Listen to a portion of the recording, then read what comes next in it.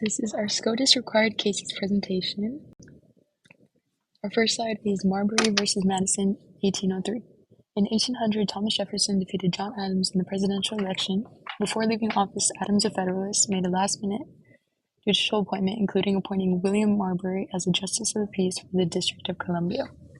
Chief Justice John Marshall ruled that the law was inconsistent with the Constitution because it attempted to expand the court's original jurisdiction beyond what was defined in Article 3 of the Constitution. The court found that Marbury had a legal right to his commission as a Justice of the Peace since he had been properly appointed by President Adams. The court concluded that the law exceeded the Constitution's limits on the court's jurisdiction, as Article 3 only allows the court to hear certain types of cases, and this case was not one of them. The decision also established the principle of judicial review. There was no dissenting opinion. All the justices agreed with Chief Justice John Marshall's opinion. Our next case is called in Maryland, 1816.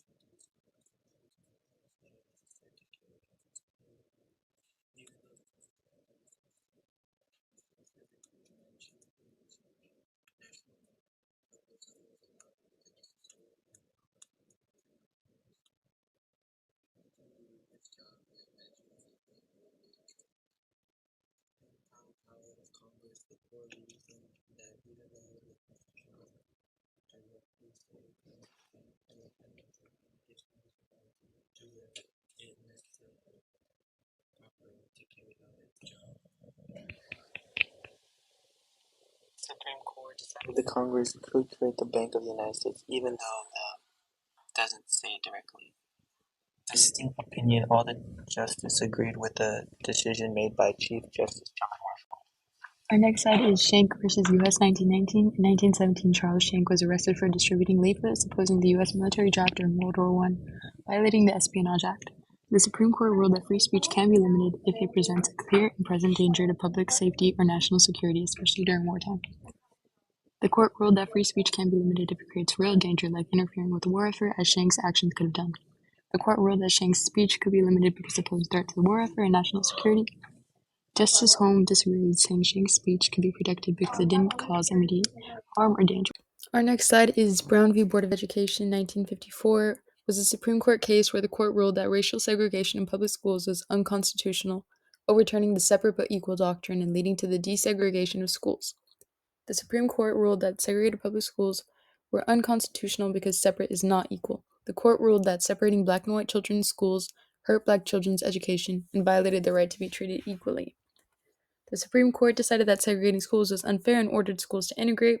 Justice Harlan disagreed, saying that the court should not interfere with state laws on segregation and that it was up to the states to decide. Next slide is Baker v. Carey. In 1962, the Supreme Court ruled that the court could intervene in case of unfair legislative redistriction, established the principle that districts must have rough equal proportional to ensure equal voting power. The Supreme Court ruled that courts can decide cases about unfair voting districts and that districts must have equal population to ensure fair representation. The court ruled that unequal districts violate equal right to equal representation and that courts could fix the problem. The court decided that courts can fix unfair voting districts and that all districts must have roughly the same number of people. The dissenting justices believe registration should be decided by a lawmaker, not the courts.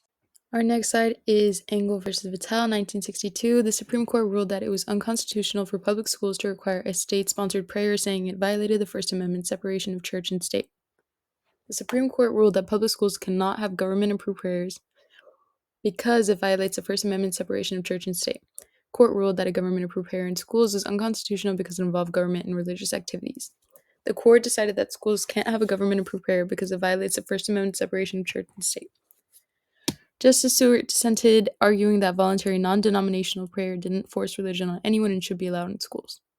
Gideon versus Wainwright, 1963. Clarence Earl Gideon was charged with felony burglary in Florida. Since he was unable to afford an attorney, he requested the court appoint one for him, which was ultimately denied, and he was forced to represent himself, resulting in his conviction. The Supreme Court unanimously ruled that the Sixth Amendment guarantees the right to counsel for all criminal defendants, even if they can't afford an attorney. The court reasoned that a fair trial requires the assistance of counsel and that the right to counsel is fundamental to the proper administration of justice, ensuring a fair trial. The court reversed Gideon's conviction and set the precedent that states must provide counsel to indigent defendants in all felony cases. There was no dissent because the decision was unanimous. Tinker versus Des Moines, 1969. Students Mary Beth and John Tinker, along with another student, wore black armbands to school to protest the Vietnam War and were suspended for refusing to remove them. The Supreme Court ruled that the students don't lose their First Amendment rights to freedom of speech when they enter a public school. The court reasoned that armbands were a form of symbolic speech and the school had not shown that the protest caused a disruption, therefore violating the students' free speech rights. The court reversed the school's decision to suspend the students, affirming their right to engage in peaceful protest under the First Amendment.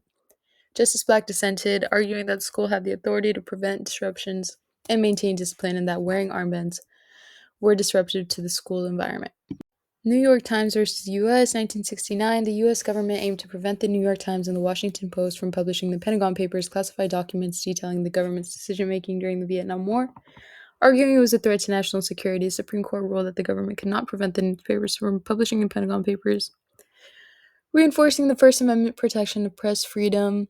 The court held that the government did not meet the heavy burden of proof required to justify prior restraint, which is the suppression of speech or publication before it occurs, as it violated the First Amendment. The court's decision favored the press, allowing the publication of the Pentagon Papers, stating that secrecy in government cannot outweigh the public's right to know. Justice Black and Douglas argued that there was no need for a formal hearing, while Justices Harlan and Berger expressed their concern over the potential harm to national security.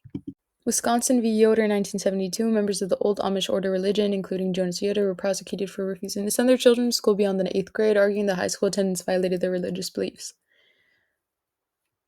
The Supreme Court ruled in favor of Yoder, holding that the First Amendment's guarantee of religious freedom outweighed the state's interest in compelling school attendance beyond 8th grade. The court reasoned that the Amish religious practices and their way of life would be disrupted by compulsory high school education, and that the state's interest in education did not outweigh the constitutional protection of religious beliefs. Court held that the state could not compel the Amish children to attend school past the 8th grade, affirming the importance of religious freedom under the First Amendment. Justice Douglas dissent, arguing the state's interest in evaluating children and ensuring social integration outweighed the parents' religious obligations. Sean versus Reno, 1993. North Carolina created a racially gerrymandered district with the intent of increasing African American representation in Congress, and residents challenged the district's constitutionality, claiming it was an unconstitutional racial gerrymander. The U.S. Supreme Court ruled that gerrymandering claims could be brought under the Equal Protection Clause of the 14th Amendment, and that the district in question was an unconstitutional racial classification. The court reasoned that while government may use race in redistricting to promote minority representation, racial gerrymander that's too extreme violates the Equal Protection Clause by making race the main factor in drawing district lines.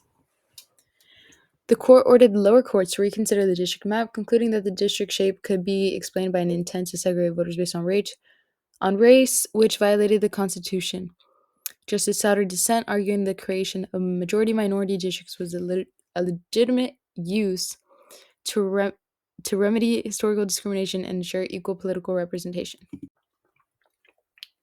U.S. v. Lopez, 1995. Alfonso Lopez was charged under the Gun-Free School Zones Act of 1990 for carrying a handgun into a Texas high school. The federal government argued that the law fell under its power to regulate interstate commerce. The U.S. Supreme Court ruled 5-4 that the Gun-Free School Zones Act was unconstitutional, stating it exceeded the scope of Congress's power under the Commerce Clause. The court reasoned that carrying a gun into school was not an economic activity that substantially affects interstate commerce, and thus the federal government did not have a constitutional authority to regulate it. The court held that the federal government had overstepped its authority, reaffirming that the powers of Congress under the Commerce Clause are limited and don't extend to local non-economic activities. Justice Howard dissent, arguing that the law was a valid exercise of congressional power because gun violence would impact education and in turn affect interstate commerce. McDonald's versus Chicago, 2010. Otis McDonald and other Chicago residents challenged the city's handgun ban, arguing that the Second Amendment protects an individual's right to keep and bear arms, and that this right should apply to the states through the 14th Amendment's equal protection and due process clauses. The U.S. Supreme Court ruled 5-4 that the Second Amendment applies to the states via the 14th Amendment, striking down Chicago's handgun ban. The court reasoned that the right to bear arms is fundamental to the order of a free society and is incorporated by the 14th Amendment's Due Process Clause, binding the states to uphold this right. The court held that the Second Amendment guarantees an individual's right to possess firearms for self-defense and that this right is applicable to state and local governments, not just the federal government. Justice Stevens' dissent, arguing that the Second Amendment was not intended to apply to the states and at the state level was within the authority of local governments to ensure public safety. Citizens United versus FEC 2010. Citizens United, a nonprofit corporation, wanted to air a documentary critical of Hillary Clinton during the 2008 presidential election.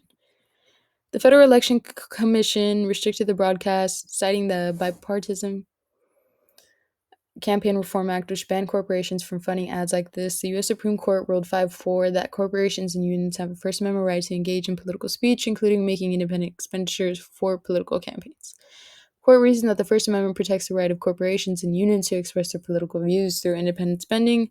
As political speech is central to democratic decision-making regardless of the speaker's identity, the court struck down the provision of the BCRA that prohibited corporations and unions from making political expenditures, arguing that restrictions on political speech based on the speaker's identity went against the First Amendment. Justice Ginsburg, Breyer, and Sotomayor dissented, arguing that allowing unlimited corporations would lead to corruption and undermine the integrity of the democratic process.